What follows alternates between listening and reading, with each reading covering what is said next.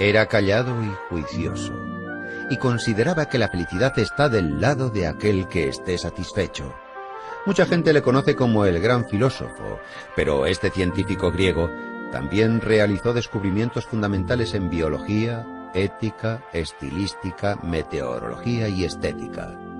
Era un hombre sabio. Aristóteles confiaba en la virtud de la mente humana, ya que estaba inspirada en una realidad cognitiva, la cual existe de una forma independiente a los deseos y opiniones humanas. Aristóteles nació en Estágira, una península al norte de Grecia, en el año 384 a.C. Su padre, Ninómacos, oficiaba como médico del padre de Filipo de Macedonia, el rey Amintas III. Tenía la reputación de ser un médico muy fidedigno. Le dio a su único hijo una inmejorable educación. Desde su niñez, Aristóteles estaba ya destinado a seguir los pasos paternos y, en consecuencia, se comprometió muy seriamente a los estudios de farmacología y anatomía, y probablemente asistió a su padre en varias intervenciones. En el año 367, Aristóteles viajó de Macedonia a Atenas para continuar con su educación. Durante el viaje, el joven tuvo que hacer uso de sus conocimientos médicos para salvar a un ciudadano adinerado de una infección sanguínea. Por lo tanto, con solo 17 años, Aristóteles ya estaba considerado como un excelente doctor. Una vez en Atenas, Aristóteles ingresó en la Academia Platónica. Tras 2 años de duro trabajo y esfuerzo, ya era capaz de impartir lecturas en retórica. El joven Aristóteles se ganó la confianza del viejo Platón y el derecho de unirse al círculo de los filósofos más sabios, los platónicos. A pesar de que el estudiante apreciaba a su mentor, Aristóteles también hacía críticas de sus puntos de vista. Un ejemplo son estas palabras escritas con su propia mano. Amicus Plato. Sed magis amica es veritas. Aprecio a Platón, pero aprecio más la verdad. Tras 20 años de impartir clases en la Academia de Platón, Aristóteles creó escritos sobre lógica, física, retórica y escribió tratados sobre la vida y el alma. En el año 347, cuando muere Platón, Aristóteles se traslada a Tárnea, en Asia Menor, pues allí se encontraba otro pupilo de Platón, Hermias. Una vez allí, el filósofo le ofrece su amistad desinteresada y su ayuda como consejero político. Aristóteles dijo: «La amistad es lo más necesario en la vida, puesto que nadie podría vivir sin amigos, incluso aunque sea el más dichoso». Aristóteles residió plácidamente durante 3 años en el reino de Hermias, pero cuando éste murió, regresó a Macedonia. Con 40 años, Aristóteles tuvo una calurosa bienvenida en Macedonia. Filipo de Macedonia disfrutaba las conversaciones intelectuales del filósofo y le propuso hacerse responsable de la tutoría de su hijo, el futuro Alejandro Magno. Durante los próximos 8 años, Aristóteles fue el profesor del que sería el futuro conquistador Alejandro Magno. Ciertos históricos han llegado a observar que, sin las nociones éticas, físicas y lógicas que Aristóteles le inculcó, Alejandro no hubiera desarrollado esa habilidad de estratega militar. En el año 335, cuando el gran Alejandro ascendió al trono y comenzó con sus conquistas, propuso a Aristóteles crear unas crónicas que narrasen todas sus gloriosas victorias. Este se negó. El filósofo prefería las actividades pedagógicas y meditar tranquilamente en el seno de la naturaleza en vez de las campañas militares. Antes de cumplir los 50 años, regresó a Atenas para formar su propia escuela filosófica. La escuela aristotélica estaba cerca del santuario de Apolo Licio, y en su honor la escuela se llamaría Liceo. Para enseñar filosofía, retórica y lógica a sus alumnos, Aristóteles rechazaba los métodos tradicionales y les inculcaba la filosofía a través de discusiones mientras caminaba con ellos por el jardín.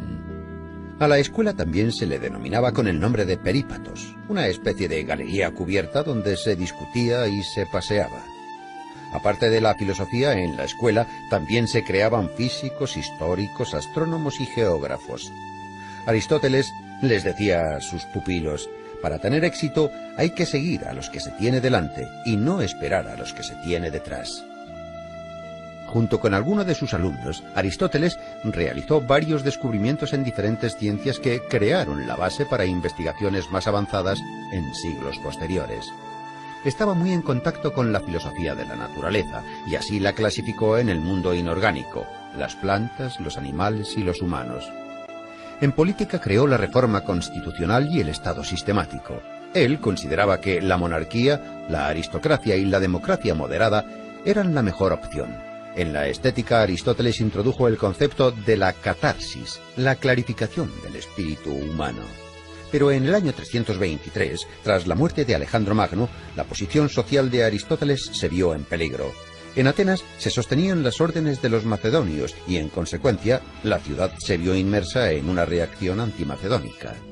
Cuando Aristóteles tenía 60 años, bajo el conocimiento de que Alejandro había seguido las pautas científicas de Aristóteles, los atenienses exiliaron al sabio fuera de Atenas. El gran filósofo pasó el resto de sus días en la isla de Calcis, en Eubea. Murió en el año 322 a la edad de 62 años. En los trabajos de Aristóteles se concentran todos los conocimientos y experiencias griegas. Han pasado los siglos y al final, en el siglo XX, la República griega acuñó sus monedas con el rostro del sabio Aristóteles impreso en ellas, junto con una de sus frases. Todo hombre, por naturaleza, tiene aspiración al conocimiento.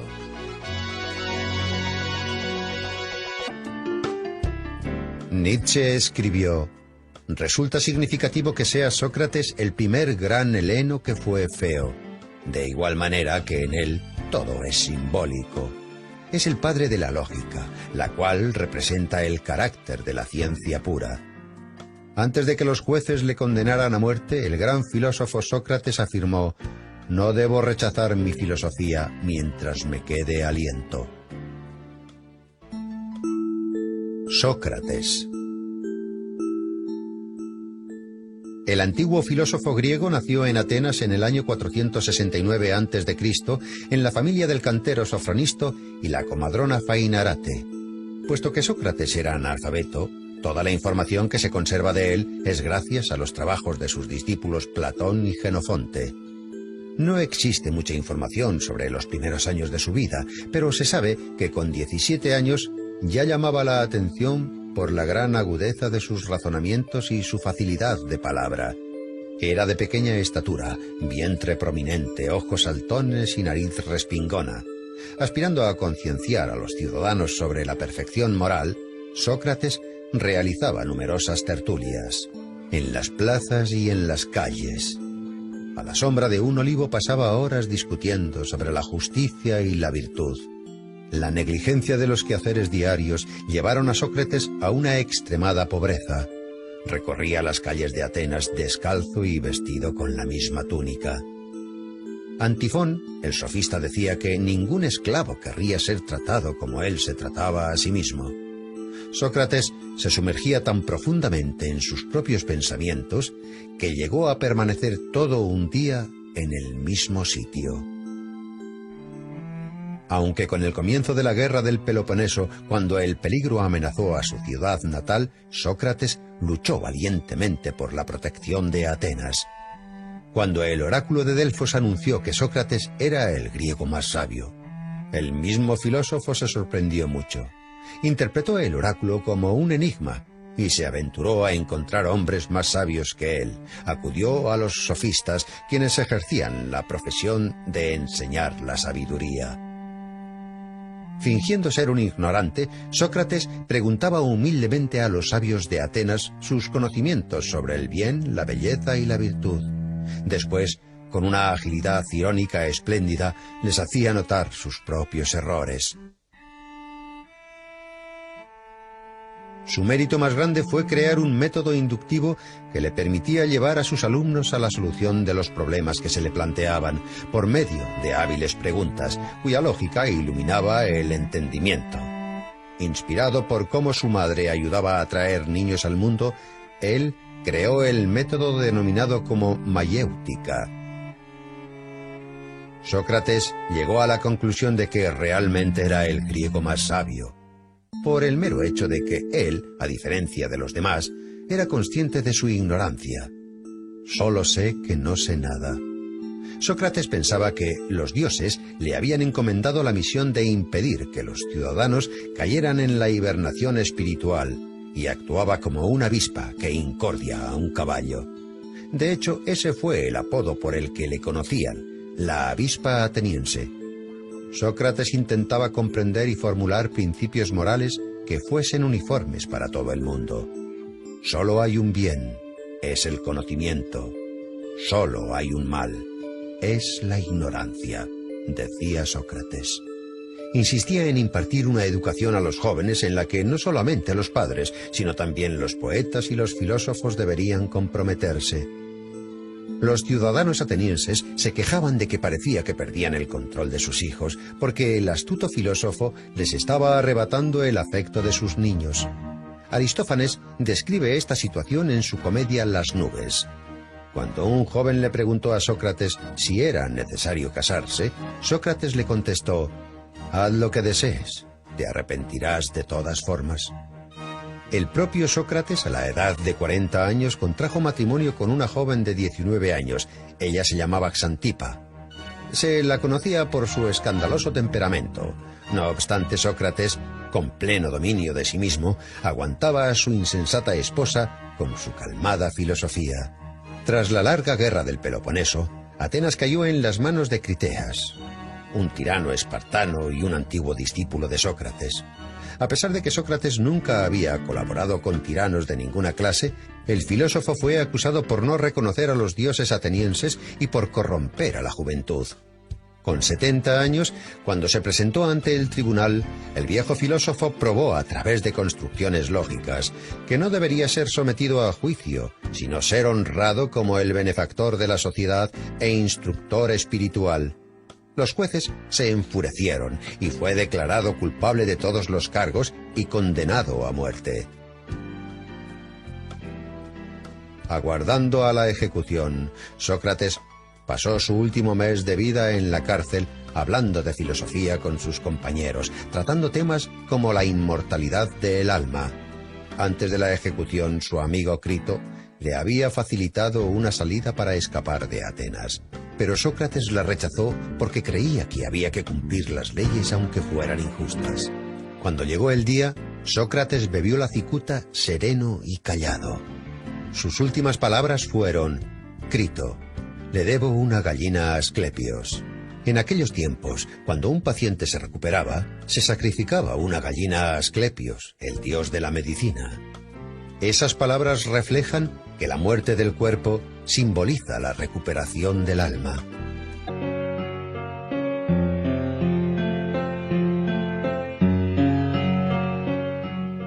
Este filósofo se convirtió en leyenda cuando aún vivía. Los rumores le transformaron en un profeta y después en un estafador. A veces le convertían en héroe de anécdotas y otras le tomaban por loco. No creó ninguna doctrina integral, pero toda su vida fue un ejemplo de servir a la filosofía. Diógenes el cínico, natural de Sinope, también era llamado Diógenes el perro. Este filósofo vivió en el siglo IV a.C. Se sabe que su padre era acuñador de moneda y toda su familia provenía de Sinope, territorio de la Turquía actual. Cuando Diógenes aún era joven, fue acusado de adulterar las monedas y enviado al exilio fuera de su ciudad. Diógenes no negó su parte de culpa. Pero ¿cuáles eran las razones por las que un joven de familia adinerada actuaba así? Según la leyenda, la razón por la que falsificaba monedas no era para obtener beneficios, sino por seguir las instrucciones del oráculo de Delfos. El joven Diógenes acudió al oráculo y le realizó la descarada pregunta de ¿qué debo hacer para hacerme famoso? El oráculo respondió: cambiar el valor de la moneda. Diógenes tomó la profecía al pie de la letra. El oráculo se convirtió en la consigna cínica y en metáfora de buena parte del comportamiento del filósofo.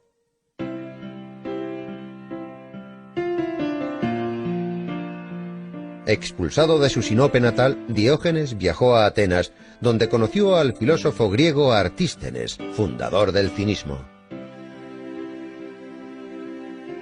Artístenes consideraba que el hombre debiera despegarse de los prejuicios que le inculcan para liberarse de las leyes de la sociedad y vivir como un perro callejero.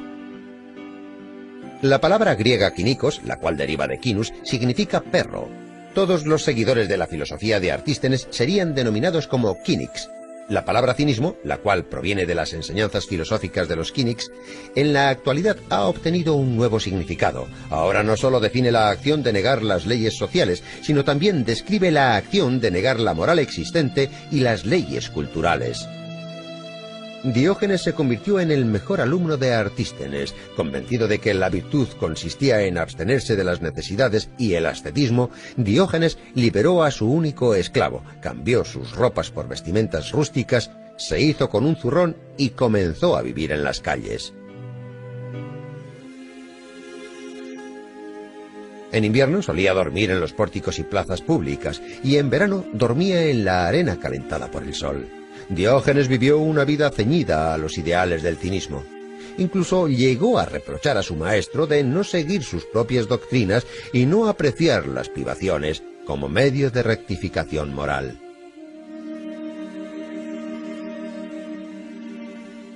Diógenes dejó de viajar por Grecia. Cuando le preguntaban de dónde venía, él siempre contestaba: «Yo soy cosmopolita, soy un ciudadano del mundo». En una ocasión, el solitario e indefenso predicador cayó en manos de piratas. Le vendieron como esclavo a un rico de Corinto llamado Geníades. Su nuevo amo no tardó en apreciar el conocimiento especial del filósofo y le dispuso como tutor de sus hijos.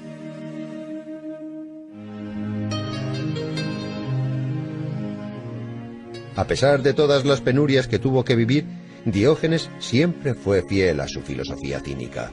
Continuó como esclavo hasta el día de su muerte, pero ya que apreciaba su libertad interior, eso nunca le hizo infeliz.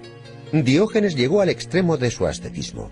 En una ocasión, tras ver a un niño beber del cuenco de sus manos, destruyó el cuenco de madera que era su única posesión, además de su capa, su zurrón y su báculo. El filósofo pensaba que el hombre no necesitaba nada personal porque todo lo necesario se daba en el nacimiento. El filósofo conocido como Diógenes el perro se comportaba como un animal descarriado. Rechazaba las leyes públicas y retaba las tradiciones ya establecidas. También se cuenta que el filósofo vivía en un barril y que los días soleados caminaba con una antorcha. Cuando le preguntaban la razón de esto, él contestaba: «Estoy buscando a un hombre honesto». La gente siempre le decía: «Diógenes, ya eres demasiado mayor. Es el momento de que te calmes». Pero el filósofo contestaba: «Ya casi he terminado. Ahora es el momento de correr, no de pararse». Su peculiar estilo de vida, su extrema agudeza y su irresistible energía hicieron del filósofo una leyenda de la antigua Grecia. De las muchas anécdotas de Diógenes, hay una que cuenta que Alejandro Magno en persona acudió a ver al filósofo. Alejandro Magno encontró al filósofo descansando en un ciprés cerca de Corinto. El omnipotente Alejandro se dirigió a Diógenes diciendo: «Puedes pedirme todo lo que desees». Entonces, la lengua afilada de Diógenes respondió: «Deseo que te apartes, me estás tapando el sol». Las crónicas históricas afirman que el filósofo vivió hasta una avanzada edad. La profecía del oráculo de Delfos se cumplió. La vida del filósofo desafió las bases de la sociedad y cuestionar las morales públicas le convirtió en toda una leyenda. El filósofo cínico de Sinope se convirtió en el símbolo de la libertad y la felicidad.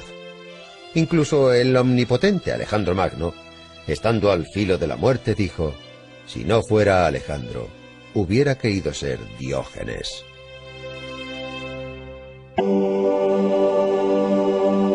La escuela fundada por este antiguo filósofo se convirtió en un prototipo de la educación superior moderna. Los contemporáneos le denominaban el Maestro Divino. En sus obras se habla de una sociedad ideal y una inmortalidad del alma. El antiguo pensador griego Platón decía que el tiempo es una constancia similar a la eternidad. Nació en el año 427 a.C. en una familia aristocrática ateniense. Por descendencia paterna, Platón pertenecía a los zares de Ática. Por parte materna, el sabio descendía del conocido legislador ateniense Solón. Su nombre de nacimiento fue Aristócles. El joven Aristócles era de constitución fuerte y de hombros anchos. Por ello, le apodaron Platón, el de los hombros anchos. Su apodo se conocería a lo largo de la historia. Platón obtuvo una educación aristocrática en su juventud. Escribió versos y tragedias, estudió las obras de filósofos de épocas pasadas y además componía música y también dibujaba. Era un excelente gimnasta, dominaba la equitación, luchaba en combates individuales e incluso ganó numerosas competiciones por ello. Pero a pesar de su versátil educación, el joven era extremadamente tímido y prefería los empleos solitarios antes que dialogar con sus contemporáneos. A los 20 años, el joven Platón ya era considerado como uno de los ciudadanos más prometedores de Atenas. Poseía una brillante carrera política por delante, pero su destino le reservaba algo diferente. En el año 407 a.C., el joven aristócrata conoce a Sócrates, el filósofo que rondaba las calles atenienses. Vestía ropas viejas y harapientas, caminaba descalzo y siempre estaba rodeado de pupilos y de oyentes atónitos ante sus palabras. Sócrates ofrecía discursos interminables sobre la idea del bien, y a nuestros ojos podría parecer un loco que desvariaba. Pero Sócrates revolucionó la mente del joven Platón. Influenciado por las teorías del viejo filósofo, el joven, al que le esperaba una brillante carrera política, perdió todo su interés respecto a los ideales públicos y políticos. Platón comprendió entonces que una sociedad basada en tales ideales estaba condenada a la destrucción y para rescatarla había que buscar una manera nueva de hacer las cosas. En el año 399, la trágica muerte de Sócrates obligó a Platón a dejar Atenas. Pasó 12 años de su vida viajando por Grecia y el sur de Italia. Participó en la guerra de Corinto. En Sicilia fue capturado y convertido en esclavo, pero uno de sus amigos le liberó. Entonces decidió volver a su Atenas natal, donde fundó la escuela filosófica a la que bautizó con el nombre de Academia. Esta se convirtió en la escuela más famosa de toda la antigüedad clásica y permaneció abierta durante cientos de años, hasta que, en el año 529 después de Cristo, el emperador romano Justiniano I cerró sus puertas para siempre. La filosofía de Platón cambió la antigua representación del mundo. Sus teorías sobre los comienzos individuales del mundo y sobre la inmortalidad del alma se convirtieron en un prototipo de la religión cristiana. Platón comparaba el alma humana con una cuadriga, donde caballos blancos y negros tiraban de ella, los comienzos nobles y malvados del hombre. El ecuestre, que maneja la cuadriga, es la razón. Cuando el ecuestre domina los caballos negros, el comienzo del alma, el alma puede crecer hasta asimilarse a la de los dioses. Uno de los temas centrales en la filosofía de Platón, el cual se expone detalladamente en su obra República, es la estructura ideal de la sociedad y el Estado. Platón confiaba en la realización y en la encarnación de sus ideas. Para esa misma causa, a los 61 años Platón emprendió un viaje a Sicilia. Dionisio I, el tirano de Siracusa, alababa la filosofía de Platón e invitó al filósofo a llevar a cabo las reformas deseadas. Platón esperaba poder transformar Siracusa en un estado ideal, pero al verse envuelto en varios juicios, el filósofo tuvo que dejar la ciudad. No obstante, la decepción de Platón no fue extrema.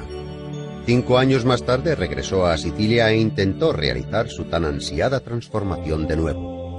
Tampoco tuvo éxito esta vez. Tras este fracaso, Platón no volvió a abandonar su Atenas natal. Dedicó su vida a la academia. El filósofo murió en el año 347 a.C., dejando tras de sí una amplia herencia de escritos. Obras de Platón fueron transformadas en diálogos. A pesar de los años, estas obras siguen despertando el interés de las mentes científicas. La leyenda griega más conocida, escrita por Platón, fue el mito de Atlantis, una isla fértil, poblada y con una civilización avanzada. Como consecuencia de un cataclismo desconocido, probablemente un terremoto, Atlantis se sumergió en las aguas.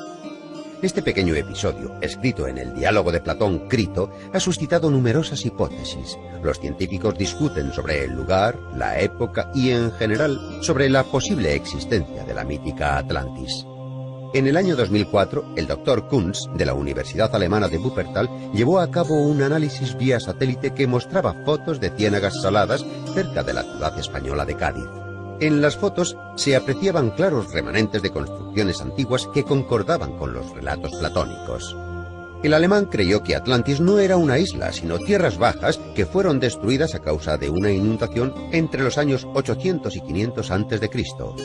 El antiguo pensador griego, quien dejó una extensa cadena de pupilos y actualizó la filosofía antigua, dijo una vez: «El hombre es una especie de juguete inventado por Dios. Dejadle jugar por tanto a los juegos que más le diviertan, a pesar de que eso contradiga a lo que se cree bueno en nuestros tiempos».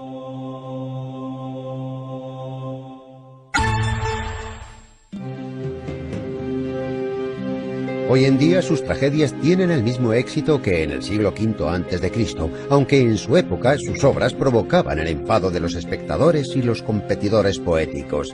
¿Cómo se atreve ese insolente poeta a alterar las tradiciones más fundamentales? Puede que esta sea la razón por la cual los historiadores que trabajaron en la biografía del poeta lo hicieran de tal forma que tantos siglos después es complicado diferenciar entre los datos falsos y los verdaderos que rodean la vida del dramaturgo. Una cosa está clara: a pesar de todo el peso de las innumerables críticas, Eurípides está reconocido como uno de los mejores poetas trágicos griegos. Los antiguos historiadores adoraban encontrar vínculos extraordinarios en los acontecimientos históricos. Solían afirmar que Eurípides nació el día de la gran victoria de los griegos sobre los persas en una isla cercana a Salamina. Por ello, el autor estaba destinado a alcanzar la gloria.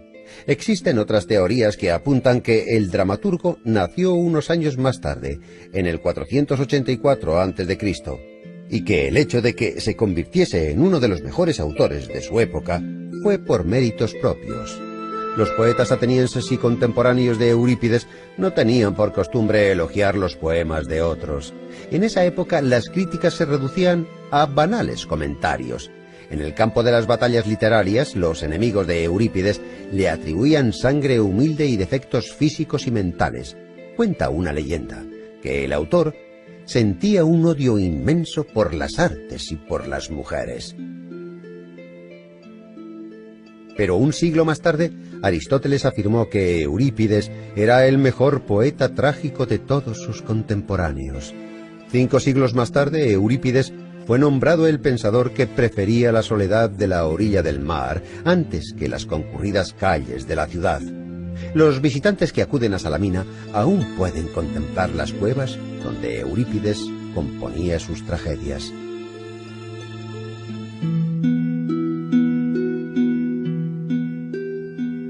Como otros trágicos, las obras de Eurípides tratan de leyendas y eventos de la mitología que describen crímenes, asesinatos, venganzas, perjurio, incesto, autosacrificios glorificados, severidad, devoción y valentía. Eurípides usaba los mitos de forma inteligente. Fue el primer poeta griego en mostrar a la gente tal y como era en su vida real, con sus defectos y sus conflictos. Los héroes de las obras de Eurípides eran personas comunes con sus debilidades y sus grandezas. En la tragedia Ifigenia en Táuride, la hija de Únzar, habiendo superado el miedo a morir, algo natural en todo ser humano, sacrifica su vida deliberadamente por el bienestar de su pueblo. Otra heroína, Fedra, elige la muerte con el objetivo de limpiar su nombre, y en su última carta calumnia a su hijo adoptivo. En el año 455 a.C., Eurípides participó por primera vez en el concurso anual de dramaturgos. Durante más de medio siglo fue el competidor más duro del conocido Sófocles. Escribió alrededor de 100 tragedias, aunque solo consiguió hacerse con 4 victorias y la quinta se la otorgaron después de su muerte. Solo han llegado 18 escritos del autor hasta nuestros días. En tragedias como Medea, Hécuba y Andrómaca, el autor habla de problemas que eran objeto de especulación en Atenas en el siglo V a.C., temas como el papel de los dioses en el destino de un hombre, la racionalidad del mundo, Esparta como el enemigo de Atenas en la guerra del Peloponeso, etc. Al igual que Sófocles, su competidor más renombrado, Eurípides, utilizaba la mitología en sus escenarios. De hecho, los antiguos mitos eran su herramienta favorita para crear las tragedias. Los predecesores del dramaturgo eran expertos en volver a relatar los ya famosos argumentos.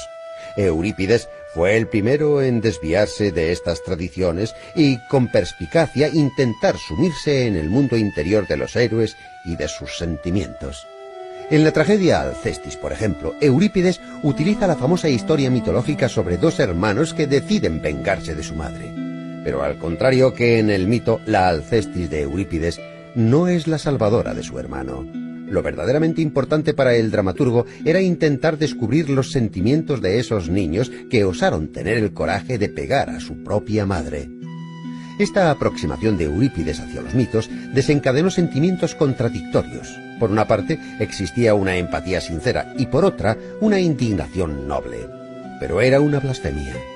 Eurípides tuvo la osadía de cambiar una historia que todo el mundo conocía desde su niñez, y los atenienses, como todos los humanos que les vivieron antes y después de ellos, desconfiaban en todo aquello que era nuevo y diferente. Puede que este fuera el motivo por el que Eurípides fuera un incomprendido en su época. Es posible que esa fuese la razón de que abandonara Atenas en el año 408 a.C. para pasar el resto de sus días en Macedonia y trabajar en la corte de Arquelao como poeta y escritor. Allí, en Macedonia, entre los años 407 y 406 a.C., Eurípides falleció en las líneas de una triste primavera que podrían formar un epitafio. No debe lamentarse la muerte, debe lamentarse la vida destinada a la lucha y a una vida miserable. Desde los tiempos antiguos solo nos han llegado unas pocas imágenes del dramaturgo, pero visualmente demuestran que durante toda su vida este hombre melancólico inclinaba su cabeza pensativo agradeciendo los reconocimientos, pero sin comprender los injustos y constantes ataques.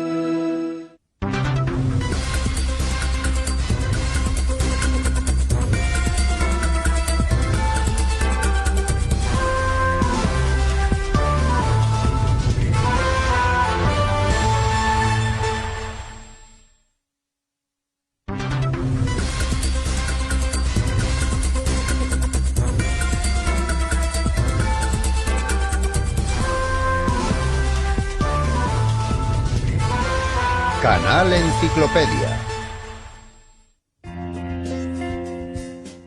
Antes de que se implicase en el estudio de las ciencias, la historia parecía un mito.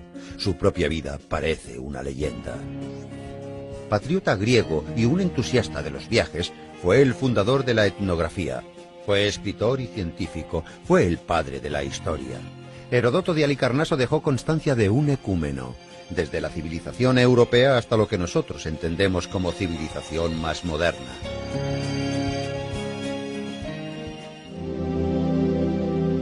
Heródoto, el futuro historiador, nació en el año 284 a.C. en el seno de una familia rica y noble en Halicarnaso, una colonia griega situada en Asia Menor. A pesar de que Heródoto era un ciudadano persa, era heleno por parte materna.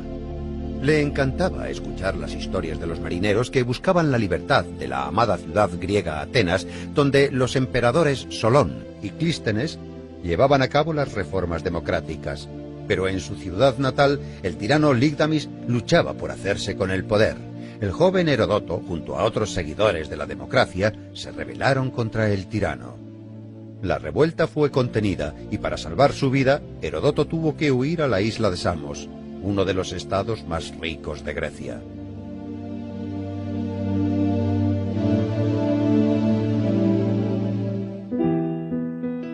En el año 464 a.C., cuando Heródoto cumplió los 20 años, dejó la isla griega para viajar de país en país y dirigirse al este. Viajó por tierra y mar y visitó lugares como Fenicia, Siria, Macedonia, Delfos y Atenas. Heródoto de Halicarnaso resultó ser un viajero inquisitivo y emprendedor.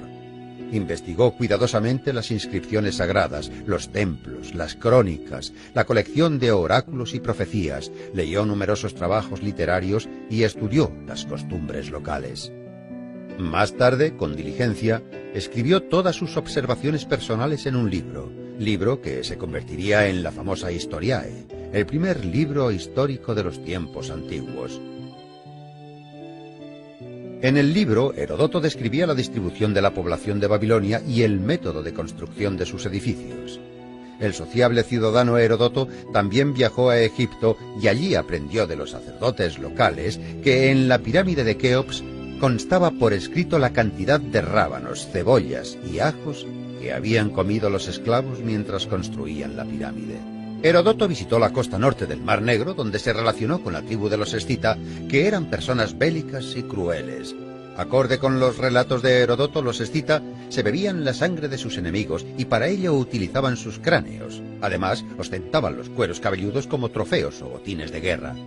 Las descripciones sobre la vida de los escita que Heródoto escribió fueron más tarde verificadas por investigaciones arqueológicas que encontraron restos sepulcrales de la tribu en el sur de Rusia y en Ucrania. Las anotaciones de los 10 años que Heródoto de Halicarnaso había recopilado durante sus viajes se convirtió en una grandiosa obra que nunca fue titulada. No obstante, muchos historiadores creen que la obra fue titulada Historiae, que significaba investigación y desarrollo en el griego antiguo. 330 años después, en el siglo II a.C., científicos de Alejandría dividieron la composición de Heródoto en 9 tomos y los dedicaron a las 9 musas. El primer libro, por ejemplo, fue titulado Clío.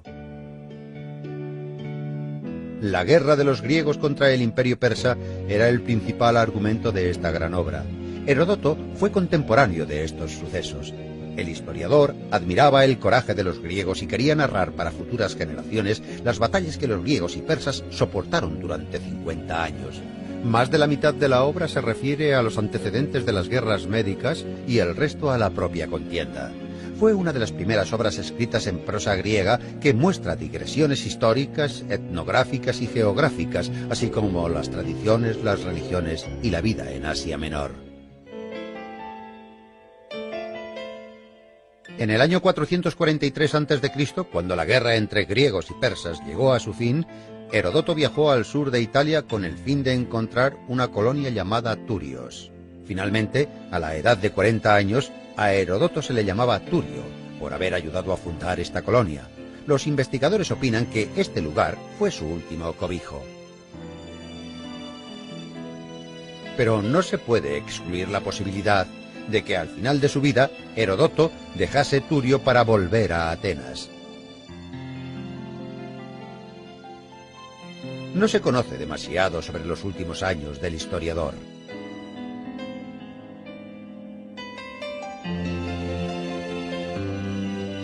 Probablemente participó en alguna reyerta política entre Atenas y Esparta y se dedicó a completar su monumental obra que nunca fue terminada.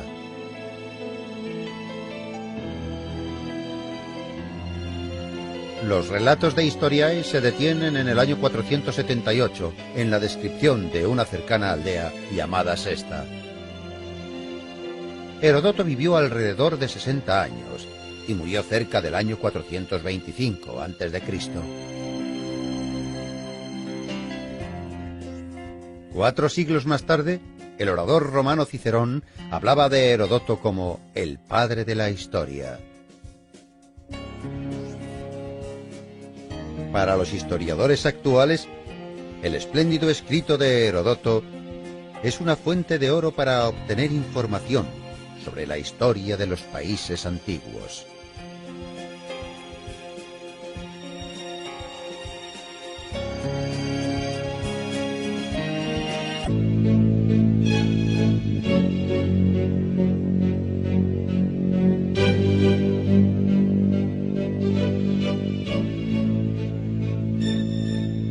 Sus contemporáneos escribieron: tuvo una vida larga y feliz. Creó infinidad de tragedias preciosas y murió sin conocer la desgracia. Escribió más de 100 obras, pero solo se conservan 7 de ellas, aunque éstas demuestran que Sófocles fue uno de los mejores poetas trágicos de la antigüedad. Sé osado, lo que los sueños te traen con la luna, los rayos del sol se lo llevarán. Hijo mío, no hay mejor regalo que la vida. Como ocurre con otros poetas antiguos, no se conoce demasiado sobre Sófocles. Nació en Colono, un pueblo cerca de Atenas. El autor haría conocido su lugar de nacimiento por medio de su tragedia Edipo en Colono. Era hijo de un rico armero llamado Sófilo. Otorgó a su hijo la posibilidad de recibir la llamada educación ateniense, que fomentaba el libre desarrollo del cuerpo y el espíritu. El joven Sófocles se inclinaba por jugar a la pelota y estudiar música. A los 16 años fue elegido director del coro de muchachos que dedicaba himnos a los dioses, para celebrar la victoria contra los persas en la batalla de Salamina. Esta batalla conecta a 3 de los mejores poetas trágicos de la antigua Grecia. Esquilo participó en la batalla de Salamina. Sófocles le glorificó por ello. Y Eurípides nació en esa época. Según ciertos estudios, en el año 480 a.C., Sófocles ya había comenzado a labrar su trayectoria como poeta trágico. Pero no fue hasta 12 años después cuando debutó como poeta trágico en las Dionisias, el concurso teatral que se celebraba anualmente en Atenas, y se hizo con el primer premio derrotando al gran Esquilo. Según la opinión de sus contemporáneos, Sófocles elevó la tragedia a un nivel superior, añadiendo un tercer actor en la escena y dando un mayor juego al diálogo. El escritor Diógenes Laercio expuso la historia de la tragedia griega de la siguiente manera. Si uno quiere atribuir a Esquilo todas las innovaciones escénicas, como por ejemplo la luz y el estruendo de los rayos, las máscaras y los cantos, los atuendos ceremoniales de los reyes y las ropas de lana de los profetas, uno debería pensar que quizás Sófocles inventó todo eso. Además, a diferencia de Esquilo, Sófocles se centró, más que en el argumento, en los sentimientos y los sufrimientos de los hombres. Sófocles admiraba la fuerza mental que un hombre es capaz de demostrar. En su famosa obra Antífona, Sófocles comienza el estribillo diciendo: «Hay muchas maravillas en el mundo, pero el hombre es la más maravillosa de todas ellas». Con obras como esta, Sófocles se convirtió en uno de los poetas más conocidos de la antigua Grecia. En el festival en honor a Dionisio ganó el primer premio en más de 20 ocasiones y el segundo más de una docena de veces. Pero nunca se permitió quedar el tercero, que para él sería el último puesto. Escribió más obras que muchos autores, 123 dramas, pero solo 7 han llegado a nuestros días.